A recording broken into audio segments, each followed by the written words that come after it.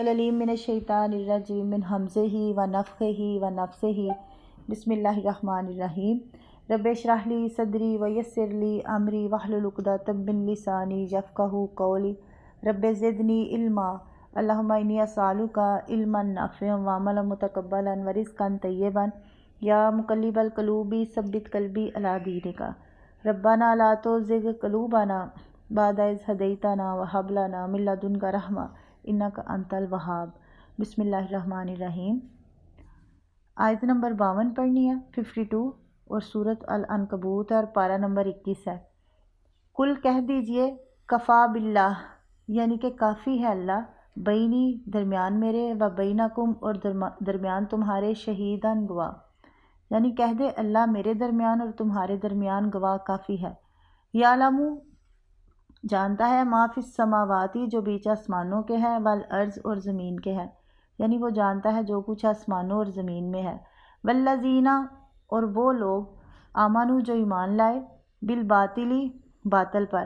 وکفروا باللہ اور کفر کیا ساتھ اللہ کے، اولئک هم الخاسرون اور یہی لوگ خسارہ پانے والے ہیں،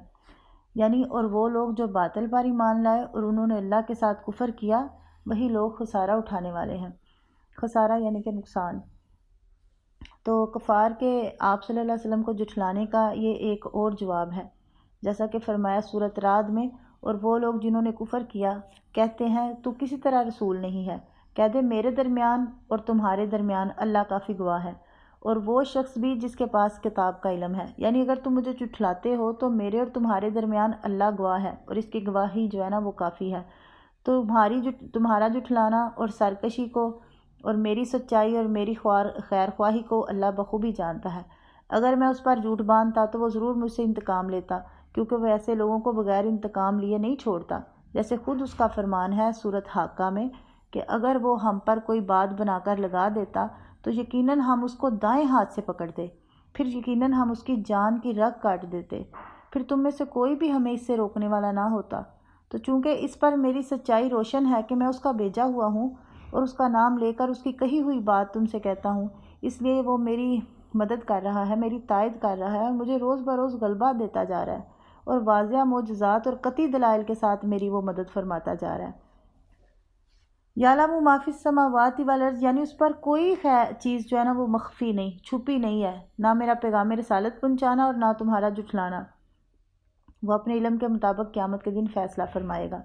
والذین آمنوا بالباطل، جو لوگ باطل پر ایمان لائے، اللہ تعالیٰ کے ساتھ کفر کیا، اصل خسارے والے یہی لوگ ہیں، کیونکہ انہوں نے حق کو چھوڑا اور باطل کو اختیار کیا۔ پھر اس سے بڑھ کر خسارہ کیا ہوگا کہ قیامت کے دن اللہ تعالیٰ انہیں اس کی جزا دے گا،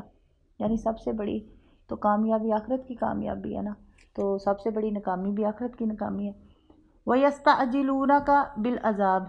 اور جلدی مطالبہ کرتے ہیں تجھ سے عذاب کا، یا تجھ سے جلدی عذاب کا مطالبہ کرتے ہیں، یا جلدی عذاب لانے کا کہتے ہیں۔ وَلَوْلَا أَجَلٌ، اور کیوں نہیں اگر نہ وقت مسمن مقرر ہوتا، مسمم لَجَاءَهُمُ الْعَذَابُ، تو ضرور آ جاتا ان کے پاس عذاب۔ وَلَا يَأْتِيَنَّهُمْ بَغْتَةً، اور آتا بھی ان کے پاس اچانک، وَهُمْ لَا يَشْعُرُونَ، اور وہ شعور بھی نہ رکھتے ہوتے۔ اور وہ تو اس سے جلدی عذاب کا مطالبہ کرتے ہیں، اور اگر ایک مقرر وقت نہ ہوتا تو ان پر عذاب ضرور آ جاتا، اور یقیناً وہ ان پر ضرور اچانک آئے گا، اور وہ شعور نہیں رکھتے ہوں گے۔ یہ رسول اللہ صلی اللہ علیہ وسلم کو جھٹلانے اور آپ کا مذاق اڑانے کی ایک اور صورت ہے جو کفار نے اختیار کی کہ اگر ہم باطل پر ہیں، جھوٹے ہیں، تو ہم پر فوراً عذاب لے آؤ۔ جس عذاب سے تم ڈراتے ہو وہ کب آئے گا؟ تو اس عذاب سے ان کی مراد دنیا میں عذاب تھا۔ تو فرمایا گیا اگر دنیا میں ان پر آنے والے عذاب کا اللہ تعالیٰ نے ایک وقت مقرر نہ کر دیا ہوتا جو آگے پیچھے نہیں ہو سکتا، تو ان کے مطالبے کا وقت ہی، یعنی جب انہوں نے مطالبہ کیا تھا اسی وقت عذاب آ جاتا۔ تو اس امت میں نا یہ جو کہا گیا نا وَلَا يَأْتِيَنَّهُمْ بَغْتَةً وَهُمْ لَا يَشْعُرُونَ، تو اس امت میں پہلی امتوں کی طرح آسمانی عذاب کی بجائے مسلمانوں کے ہاتھوں کفار کو عذاب دینا طے کیا گیا، جیسا کہ فرمایا قاتلوہم یعذبوہم اللہ بایدیکم، یعنی ان سے لڑو، اللہ انہیں جو ہے نا وہ تمہارے ہاتھوں سے عذاب دے گا۔ فرمایا دنیا میں ان پر عذاب ضرور آئے گا، مگر ان کے مطالبے پر فوراً نہیں بلکہ مقرر وقت پر آئے گا اور اچانک آئے گا، جب ان کے وہم و گمان میں بھی نہیں ہوگا۔ چنانچہ اللہ تعالیٰ کا یہ وعدہ بدر اور بعد کی جنگوں میں حتیٰ کہ فتح مکہ میں پورا ہو گیا۔ شاہ عبد القادر اس کے بارے میں لکھتے ہیں کہ اس امت کا عذاب یہی تھا کہ مسلمانوں کے ہاتھ سے قتل ہونا، پکڑے جانا، سو فتح مکہ میں مکے کے لوگ بے خبر رہے کہ حضرت نبی صلی اللہ علیہ وسلم کا لشکر جو تھا وہ سر پر آ کھڑا ہوا۔ اجل مسمى یعنی مقرر مدت، اس سے مراد موت اور پھر آخرت بھی ہو سکتی ہے، جس کا سلسلہ مرنے کے فوراً بعد شروع ہو جائے گا، اور موت کے متعلق کسی کو معلوم نہیں کہ وہ کب آ جائے۔ تو ایک مفسر ہے ابن جری، انہوں نے فرمایا یہ معنی جو ہے نا یہ زیادہ ظاہر ہے، کرتے ہیں اس وضاحت کو۔ یستعجلونک بالعذاب، اور جلدی مانگتے ہیں تجھ سے، جلدی مطالبہ کرتے ہیں تجھ سے عذاب کا۔ وَإِنَّ جَهَنَّمَ، اور بے شک جو جہنم ہے، لَمُحِیطَةٌ بِالْکَافِرِینَ، وہ تو گھیرنے والی ہے کافروں کو، یعنی وہ تجھ سے جلدی عذاب کا مطالبہ کرتے ہیں، حالانکہ بے شک جہنم جو ہے نا وہ یقیناً کافروں کو گھیرنے والی ہے۔ تو تجب کے لیے دوبارہ فرمایا کہ یہ لوگ آپ سے جلدی عذاب کا مطالبہ کرتے ہیں، حالانکہ جہنم تو ان کافروں کو گھیرے ہوئے ہے، کیونکہ کلو آتن قریب، آنے والی ہر چیز قریب ہے، تو یقین جانو یہ لوگ اپنے کفر کی وجہ سے اس کے گھیرے میں آ چکے ہیں۔ فرمایا یوم یغشاہم العذاب، جس دن ڈانپ لے گا ان کو عذاب، من فوقہم، ان کے اوپر سے، ومن تحت ارجلہم، اور ان کے پاؤں کے نیچے سے، نیچے ان کے پاؤں سے، ویقول، اور پھر کہے گا، یعنی اللہ تعالیٰ فرمائے گا، ذوقوا چکھو، ما کنتم تعملون، وہ جو تھے تم عمل کرتے۔ جس دن عذاب انہیں ان کے اوپر سے اور ان کے پاؤں کے نیچے سے ڈانپ لے گا، اور اللہ فرمائے گا چکھو جو کچھ تم کیا کرتے تھے۔ یہ جہنم کے گھیرنے کی تفصیل ہے کہ عذاب کافروں کو ان کے اوپر سے اور ان کے پاؤں کے نیچے سے، یعنی ہر طرف سے گھیر لے گا۔ سورۃ اعراف میں آیا ان کے لیے جہنم ہی کا بچھونا، اور ان کے اوپر کے لاف جو ہے نا وہ بھی جہنم کے ہی ہوں گے، یعنی آگ کے ہوں گے، اور فرمایا یعنی ان کے لیے ان کے اوپر سے آگ کے سائبان ہوں گے اور ان کے نیچے سے بھی سائبان ہوں گے۔ سورۃ زمر میں یہ فرمایا۔ پھر سورۃ انبیاء میں فرمایا کاش وہ لوگ جنہوں نے کفر کیا اس وقت کو جان لیں جب وہ نہ اپنے چہروں سے آگ کو روک سکیں گے اور نہ اپنی پیٹھوں سے۔ پھر فرمایا یعنی یہ جو کہا گیا نا کہ وَيَقُولُ، یعنی اللہ تعالیٰ کہے گا ذُوقُوا مَا كُنتُمْ تَعْمَلُونَ، یعنی آگ کے عذاب کے ساتھ ڈانٹ ڈپٹ کا جو معنوی عذاب وہ مزید ہوگا، جیسا کہ فرمایا کہ جس دن وہ آگ میں اپنے چہروں پر گھسیٹے جائیں گے تو ان سے کہا جائے گا چکھو آگ کا چھونا، سورۃ قمر میں ہے۔ اور پھر فرمایا سورۃ طور میں کہ جس دن انہیں جہنم کی یعنی آگ کی طرف دھکیلا جائے گا، سخت دھکیلا جانا، یہی ہے وہ آگ جسے تم جھٹلاتے تھے، تو کیا یہ جادو ہے یا تم نہیں دیکھ رہے؟ اس میں داخل ہو جاؤ، پھر صبر کرو یا صبر نہ کرو تم پر برابر ہے، تمہیں صرف اسی کا بدلہ دیا جائے گا جو تم کیا کرتے تھے۔ تو یقولو کا جو فاعل ہے اللہ تعالیٰ بھی ہو سکتا ہے کہ اللہ تعالیٰ نے ان سے یہ بات کہے گا کہ عذاب کا فرشتہ بھی ہو سکتا ہے، یا پھر خود عذاب اس کا یعنی کہ فاعل بھی ہو سکتا ہے، جو ان سے کہے گا کہ اپنے اعمال کی جو ہے نا سزا چکھو، جیسا کہ رسول اللہ صلی اللہ علیہ وسلم نے فرمایا۔ ابو ہریرہ اس کے راوی ہیں، بخاری کی حدیث ہے کہ جسے اللہ تعالیٰ نے مال دیا اور اس نے اس کی زکوٰۃ ادا نہ کی تو قیامت کے دن وہ مال اس کے لیے ایک گنجے شکل کا سام بنا دیا جائے گا، جس کی آنکھوں کے اوپر 2 سیاہ نقطے ہوں گے۔ وہ قیامت کے دن اس کے گلے میں توق بنا دیا جائے گا، پھر وہ اس کی باچھوں کو پکڑے گا، پھر کہے گا میں تیرا مال ہوں، میں تیرا خزانہ ہوں۔ پھر آپ صلی اللہ علیہ وسلم نے یہ آیت پڑھی سورۃ آل عمران کی کہ وہ لوگ جو اس میں بخل کرتے ہیں جو اللہ نے انہیں اپنے فضل سے دیا ہے، ہرگز گمان نہ کریں کہ وہ ان کے لیے اچھا ہے، بلکہ وہ ان کے لیے برا ہے۔ عن قریب قیامت کے دن انہیں اس چیز کا توق پہنایا جائے گا جس میں انہوں نے بخل کیا، اور اللہ ہی کے لیے آسمانوں اور زمین کی میراث ہے، اور اللہ اس سے جو تم کرتے ہو پورا باخبر ہے۔ یعنی یہ ساری آیات سے ہی نا اس کی وضاحت ہوئی۔ یا عبادی الذین، اے میرے بندو وہ لوگ، آمنو جو ایمان لائے ہو، ان ارضی بے شک میری زمین، واسعۃ وسیع ہے، کشادہ ہے، فإیایا فاعبدون بس تم میری ہی عبادت کرو۔ یعنی اے میرے بندو جو ایمان لائے ہو، بے شک میری زمین وسیع ہے، سو تم میری ہی عبادت کرو۔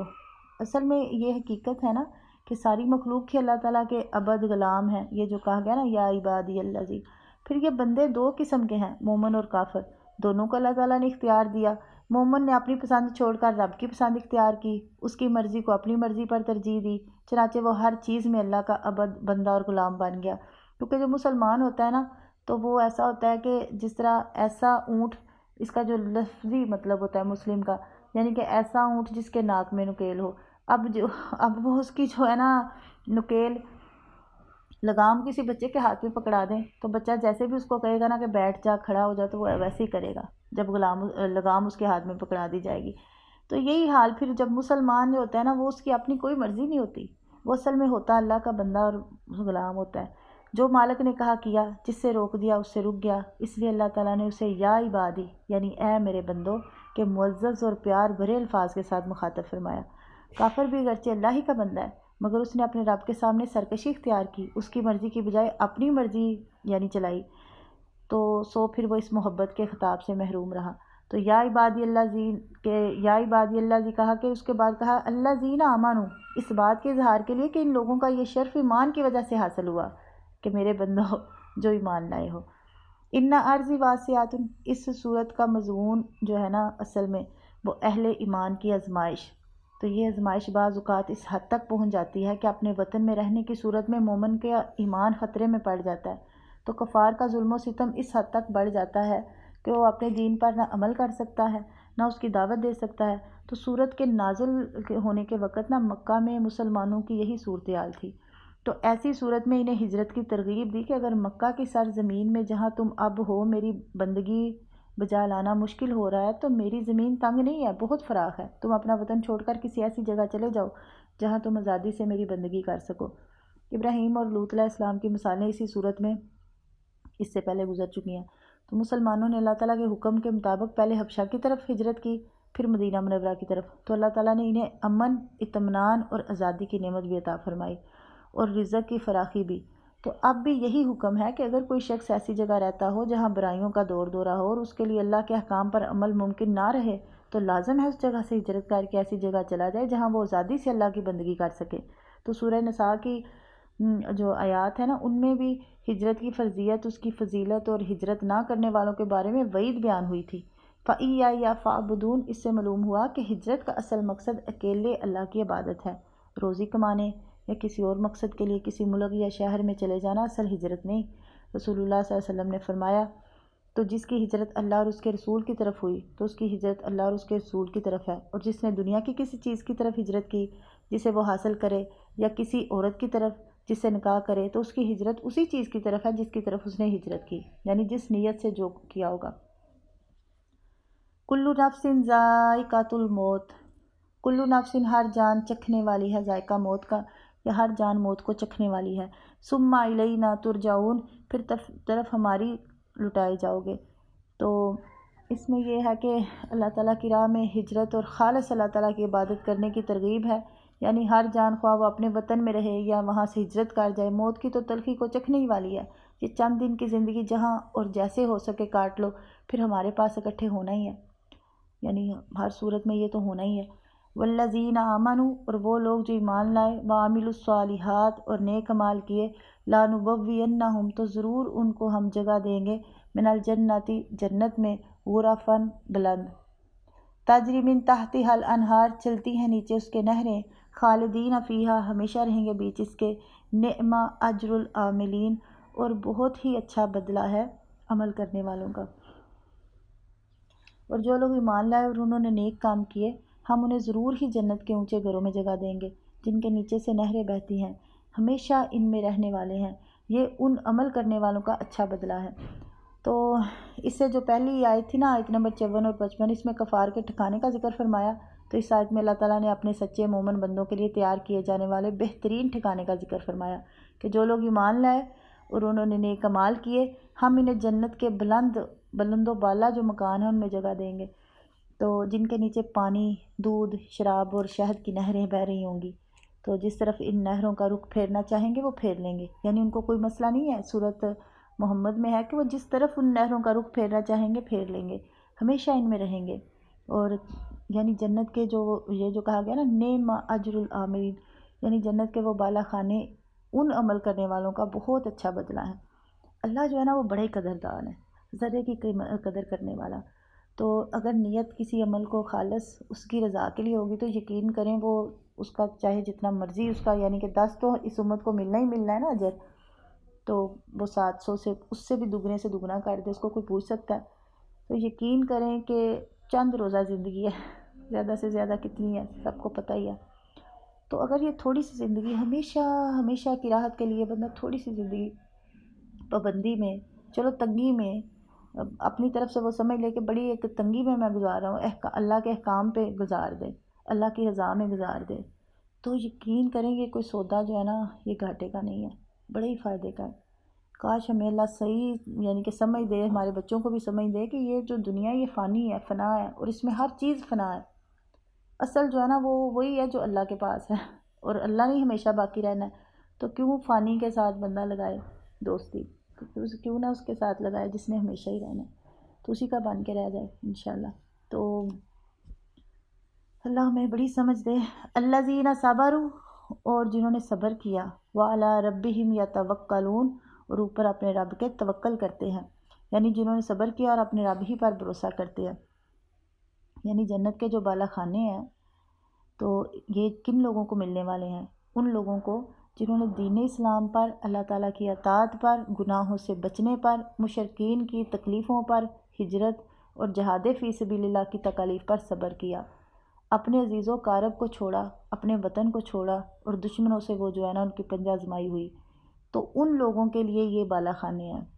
اگر آپ سارے دین کو دیکھیں نا تو دو چیزیں ملیں گی، ایک صبر اور ایک شکر، تو ان دونوں چیزوں کو ہی جو ہے نا وہ لے کے چلنا ہے، ہر کام میں اللہ کی رضا پہ راضی رہنا ہے۔ اگر کوئی پریشانی مصیبت آ بھی گئی ہے، ظاہر یہ زندگی کا حصہ ہے، ہر روز ایک نیا چیلنج دیکھ رہا ہوتا ہے ہمیں، ہر روز ایک نیا چیلنج ہوتا ہے ہمارے سامنے۔ یقین کریں جب ہم قرآن پڑھتے ہیں، اس کو دیکھتے ہیں، تو جب ہم یہ اگر کوئی آپ کے سامنے بھی ظاہر ہے یہ مشاہدہ آپ بھی کرتے ہوں گے، تو جب ہم اپنا موازنہ کرتے ہیں نا اپنی تکلیفوں کا اور نبیوں کی تکلیفوں کا، جو ان سے معاملات ہوئے، تو اپنی تکلیفیں بڑی چھوٹی لگتی ہیں، اور ہمیں یہ غم کوئی غم ہی نہیں لگتا، ایسے لگتا ہے کہ یہ کوئی یعنی کہ وہ مشکلات اپنی چھوٹی لگتی ہیں، آزمائشیں چھوٹی لگتی ہیں، یقین کریں تو ایک بھروسہ رہتا ہے، جس طرح اللہ بار بار اپنے نبی کو تسلی دیتا ہے، ظاہر ہے ہمیں بھی ساتھ ساتھ یہ چیزیں ہیں کہ اگر ہم کسی پریشانی میں مبتلا ہیں تو ہمارا رب اس پریشانی سے تو بہت بڑا ہے، تو ساری انشاءاللہ پریشانیاں دور کر دے گا۔ پھر وہ کیا کرتے ہیں، وعلی ربہم یتوکلون، اور وہ ہمیشہ اپنے ہر کام میں صرف اپنے رب پر بھروسہ کرتے ہیں، وہ اپنے وطن، اپنی جائیداد، کاروبار، اپنے دوست احباب، اپنے عزیز و قارب، کسی چیز پر بھی بھروسہ نہیں کرتے، بلکہ صرف اپنے رب پر بھروسہ کرتے ہوئے اس کے راستے میں ہجرت اور جہاد کے لیے نکل جاتے ہیں۔ ہم نے اپنا 100% دینا ہے، نتائج اللہ کے اوپر چھوڑ دینا ہے، یعنی اپنی طرف سے اپنی ذمہ داری پوری نبھانی ہے۔ نمازوں کا اتنا شدید سخت آرڈر ہے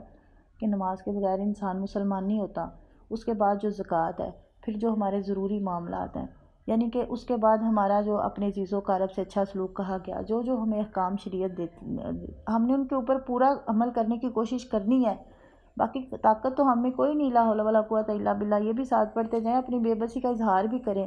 لیکن کوشش ضرور کریں، اللہ نیتوں کو دیکھتا ہے، یقین کریں، کوشش ضرور کریں تو انشاءاللہ سارے کام ہوتے بھی جانے ہیں، تو اللہ پورا قدردان ہے، اجر ضرور دے گا۔ باقی نتائج اپنے رب پہ چھوڑ دیں، توکل جو ہے نا وہ اللہ پہ کر دے کہ یا اللہ کرنا تو نہیں ہے، پار تم نے ہی نیا لگانی ہے، ہم تو بس کوشش ہی کر رہے ہیں۔ اگلی بات، وَكَأَيٍّ، اور کتنے من دابۃ، اور کتنے ہی چلنے والے، لا تحمل رزقها، نہیں اٹھاتے اپنا رزق، اللہ یرزقوها، رزق دیتا ہے ان کو، وَإِيَّاكُمْ، اور تم کو بھی، وَهُوَ السَّمِيعُ الْعَلِيمُ، اور وہی سننے والا جاننے والا ہے۔ اور کتنے ہی چلنے والے جاندار ہیں جو اپنا رزق نہیں اٹھاتے، اللہ انہیں رزق دیتا ہے اور تمہیں بھی، اور وہی سب کچھ سننے والا اور سب کچھ جاننے والا ہے۔ تو ہجرت کرتے ہوئے جان کی فکر کے بعد ذہن میں آنے والی سب سے پہلی بات یہ ہوتی ہے کہ وطن سے نکلیں گے تو کھائیں گے کہاں سے؟ اللہ تعالیٰ نے روزی کی طرف سے تسلی دلائی کہ رزق کسی جگہ کے ساتھ خاص نہیں، اللہ تعالیٰ کا رزق ساری مخلوق کے لیے عام ہے، جو بھی ہو اور جہاں بھی ہو، بلکہ جن لوگوں نے ہجرت کی ان کا رزق کثرت اور وسعت اور عمدگی میں پہلے سے کہیں زیادہ ہو گیا، چنانچہ وہ تھوڑی مدت میں ہی تمام علاقوں میں جو ہے نا شہروں کے حاکم بن گئے،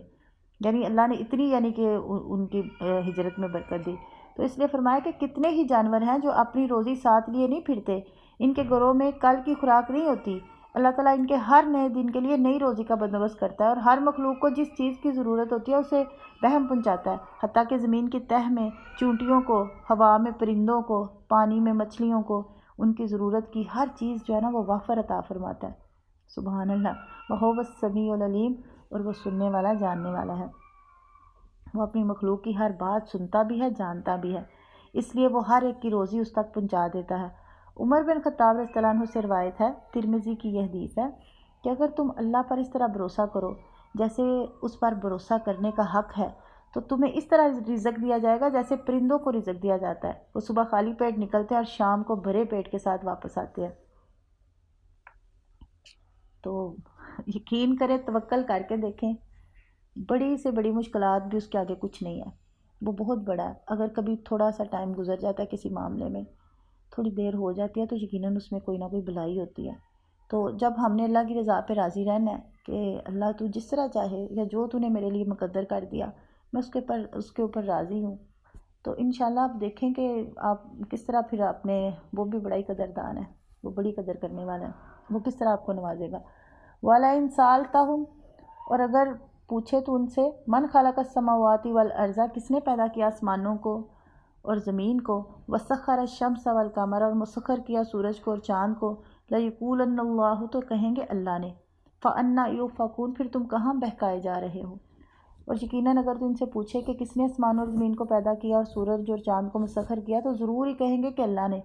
تو پھر کہاں بہکائے جا رہے ہو۔ یہاں سے کلام کا رخ پھر اہل مکہ کی طرف ہو گیا۔ اس آیت میں اللہ تعالیٰ کے معبود واحد ہونے کی دلیل کے طور پر مشرکین مکہ کے اس اعتراف کا ذکر ہے کہ کائنات کو پیدا کرنے والا صرف اللہ تعالیٰ ہے۔ چنانچہ فرمایا، اے رسول یا اے مخاطب، اگر تو ان مشرکین سے پوچھے کہ وہ کون ہے جس نے یہ سب آسمان پیدا کیے اور یہ زمین پیدا کی، اور وہ کون ہے جس نے تمہارے فائدے کے لیے سورج اور چاند کو مسخر کر دیا،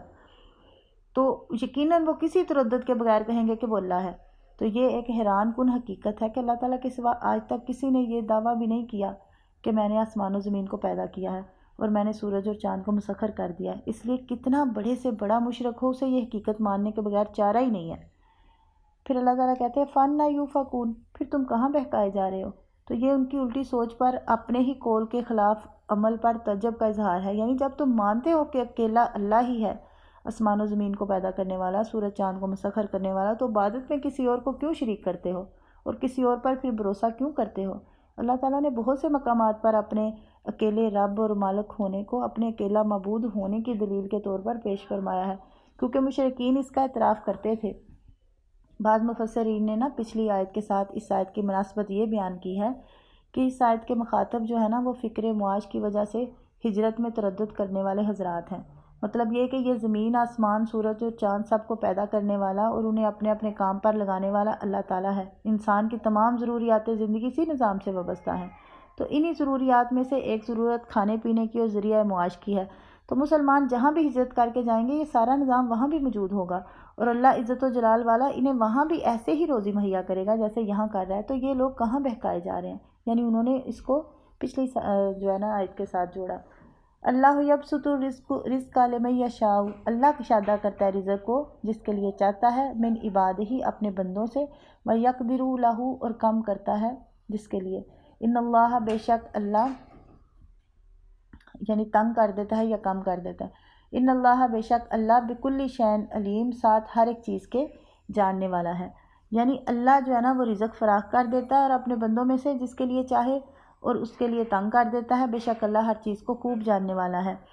تو یعنی ہجرت کی وجہ سے کسی کا رزق کم نہیں ہوتا، رزق کا فراخ ہونا یا تنگ ہونا اللہ تعالیٰ کی مشیت پر موقوف ہے، کیونکہ اللہ تعالیٰ ہر چیز کو خوب جاننے والا ہے۔ وہی جانتا ہے کہ کس کو کتنا رزق دینا چاہیے۔ اور اگر خطاب مشرکین سے ہو تو مطلب یہ ہے کہ رزق کھول دینا یا بند کر دینا تمہارے بنائے ہوئے داتاؤں اور دستگیروں کے ہاتھ میں نہیں، بلکہ اللہ تعالیٰ کے ہاتھ میں ہے، کیونکہ اللہ تعالیٰ ہی ہر چیز کا پوری طرح علم رکھنے والا ہے۔ اللہ رزق فراخ کر دیتا ہے اپنے بندوں میں سے جس کے لیے چاہے، اور اس کے لیے تنگ کر دیتا ہے۔ اس کا ایک مطلب تو یہ ہے کہ اللہ تعالیٰ اپنے بندوں میں سے جس کا رزق چاہتا ہے فراخ کر دیتا ہے اور جس کا چاہتا ہے تنگ کر دیتا ہے۔ لیکن یقدرو کے بعد لاہو کی وجہ سے اس ایک مطلب یہ بھی ہو سکتا ہے کہ اللہ تعالیٰ اپنے بندوں میں سے جس کے لیے چاہتا ہے رزق فراخ کر دیتا ہے اور اسی کے لیے کبھی تنگ بھی کر دیتا ہے، اور یہ مشابہہ بھی ہماری زندگی میں ہوتا ہی رہتا ہے۔ تو یہ اس کی مشیت پر موقوف ہے، جب چاہے کسی کا رزق کھول دے اور جب چاہے اس کا رزق تنگ کر دے۔ اس کا ہجرت کرنے یا نہ کرنے سے کوئی تعلق نہیں، یعنی یہ ویسے تو یہ ساری بات ہجرت کے حوالے سے بھی ہے اس کی، لیکن یہ ویسے بھی جو ہے وہ اللہ کا مرضی، جو جس کا چاہے رزق کشادہ کر دے، جس کا چاہے تنگ کر دے۔ وَلَئِن، اور آگے جو کہا گیا ان اللہ بکل شیء علیم، یعنی اللہ کی مشیت اندھے کی لاٹھی کی طرح نہیں۔ یہ ایک بات ذہن میں رکھنے والی ہے، بے شک اللہ ہر چیز پر قادر ہے، بے شک وہ جو چاہتا ہے کرتا ہے، لیکن یہ بات ذہن میں رکھیں ہمارا رب جو ہے نا کوئی معمولی ہستی ذات نہیں، وہ اتنے بڑے کارخانے کو چلانے والا با حکمت با کمال ہستی ہے۔ وہ اللہ کی مشیت اندھے کی لاٹھی کی طرح نہیں کہ بلا وجہ کسی کا رزق فراخ کر دے یا تنگ کر دے، بلکہ اللہ تعالیٰ ہر چیز کو خوب جاننے والا ہے اور اپنے بندوں کی مصلحتوں سے خوب واقف ہے کہ کس کے حق میں فراخی سے روزی دینا بہتر ہے اور کس کے حق میں تنگی سے روزی دینا، یا ایک ہی بندے کو کب فراخی سے روزی دینا بہتر ہے اور کب تنگی سے، تو یہ اللہ کی حکمت پہ ہے اور اللہ ہر ایک چیز کو خوب جاننے والا ہے۔ وَلَئِنْ اور اگر سالتہم تو پوچھے ان سے، من نزلہ کون اتارتا ہے، من السماء آسمان سے، ماءً پانی، فَأَحْيَا بِهِ الْأَرْضَ اور زندہ کرتا ہے ساتھ اس کے زمین کو، من بعد موتها پیچھے اس کی موت کے، لَيَقُولُنَّ تو جلدی کہیں گے یا کہیں گے لَيَقُولُنَّ اللَّهُ کہ اللہ، قُلِ الْحَمْدُ لِلَّهِ تو کہہ دیجئے تمام تعریفیں اللہ ہی کے لیے ہیں، بل اکثرہم بلکہ اکثر ان کے لا یعقلون نہیں سمجھتے۔ اور یقیناً اگر تو ان سے پوچھے کہ کس نے آسمان سے پانی اتارا تو پھر اس کے ساتھ زمین کو اس کے مرنے کے بعد زندہ کر دیا، تو وہ ضرور ہی کہیں گے کہ اللہ نے، تو کہہ سب تعریف اللہ ہی کے لیے ہے بلکہ ان کے اکثر نہیں سمجھتے۔ اب پچھلی دو آیتوں میں اللہ تعالیٰ کی صفت خلق اور رزق کا ذکر تھا، اس آیت میں اللہ تعالیٰ کی صفت احیاء بعد الموت، موت کے بعد زندہ کرنے کا ذکر ہے۔ فرمایا اگر تو ان سے پوچھے کہ کون ہے جس نے آسمان سے پانی اتارا پھر اس کے ساتھ زمین کو اس کے مرنے کے بعد زندہ کر دیا، تو یقیناً وہ کہیں گے کہ وہ اللہ ہے۔ قل الحمد للہ کفار کے اعتراف کو تو توحید کی دلیل کے طور پر بیان کرنے کے بعد فرمایا